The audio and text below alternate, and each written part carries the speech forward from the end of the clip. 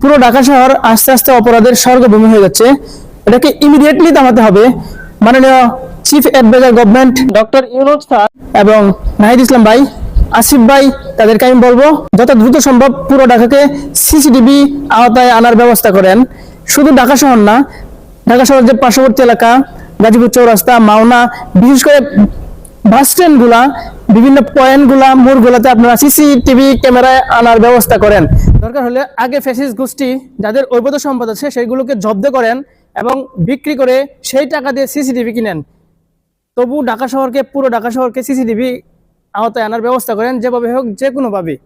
যদি আপনাদের ফান্ডে সিসিটিভি কেনার টাকা না থাকে, প্রয়োজনে আমরা জনগণ দিব। প্রটোকল নিয়ে ঘুরে বেড়ানো আপনারা কখনোই বুঝবেন না আমাদের মতো সাধারণ মানুষজনকে কি পরিমাণ আতঙ্ক নিয়ে রাস্তাঘাটে চলতে হয়।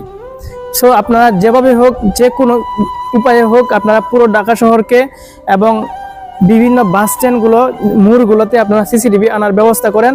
আমাদের সাধারণ জনগণের চিন্তা ভাবনা